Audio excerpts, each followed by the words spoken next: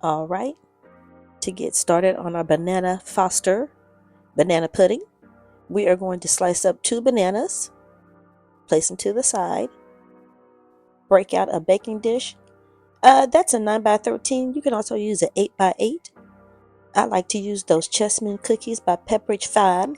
I really don't like vanilla wafers that much. So we're going to place 12 of those cookies at the bottom for our base. And then we're going to get those bananas that we sliced up and put them all at the bottom. Just spread those out as evenly as you can. And again, we're making Bananas Foster banana pudding. So, got a half a cup of caramel. Going to take 2 tablespoons of bourbon. Well, first warm up that caramel. Do that first. And then put the 2 tablespoons of bourbon into the caramel sauce. Mix it all up. I like to use Maker's Mark, by the way. I put that in my pecan pies as well. So yeah, we're going to get that all mixed up. And then just pour that caramel bourbon mixture all over those bananas.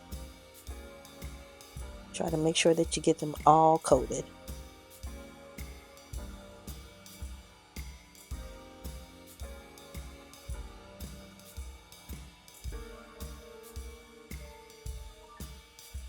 Next, we're going to make the pudding that goes into it. Now, full disclosure, I actually had the small box of pudding and I should have had the 5-ounce box of pudding.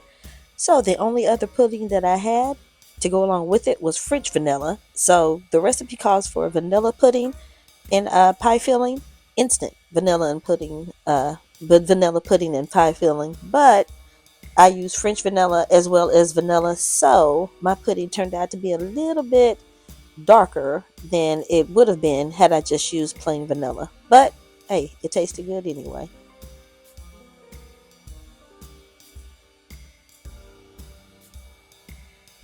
All right, so I'm going to trust my handy whisk to go ahead and get the job done and get that pudding together.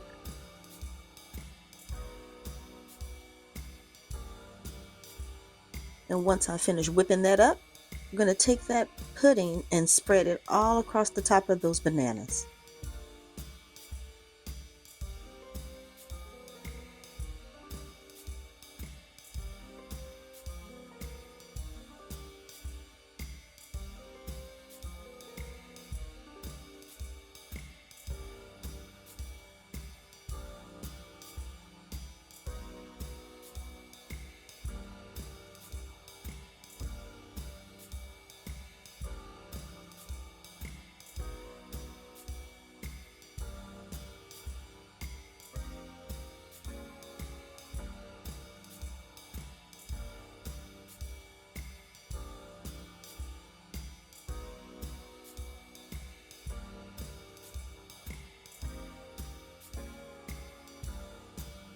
We're going to get that spread out as evenly as we can.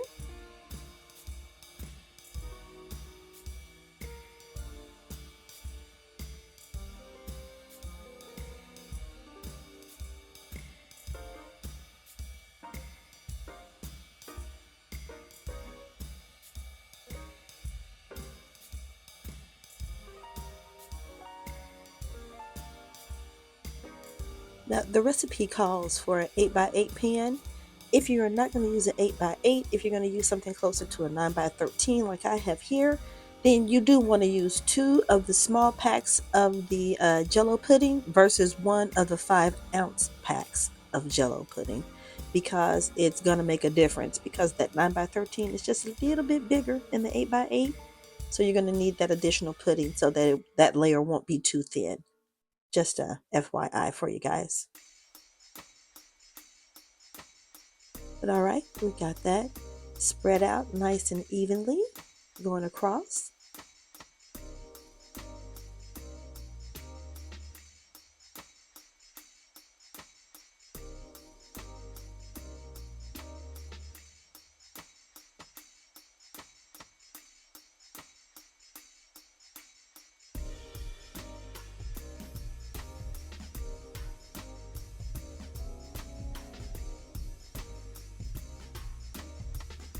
Next, we are going to take some whipped cream and spread that across as well.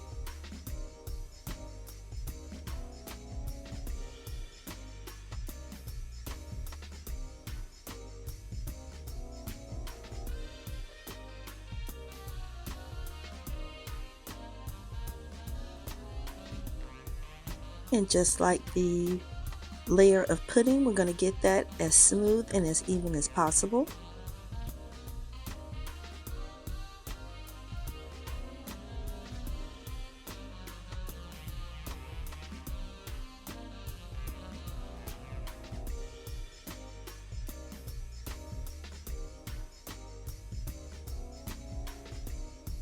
And I think you all probably know by now that when it comes to my food, I'm a tad bit bougie.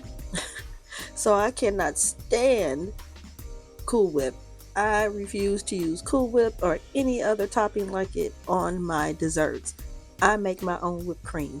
So if you too would like to make your own whipped cream and you just don't know how, there's a link in this video to take you to the video that I made where you can make some homemade whipped cream. It's really easy, it's really simple, and it tastes so much better than anything you can get in the store. So last but not least, we are going to go ahead and take the rest of those cookies and put them on top of that whipped cream.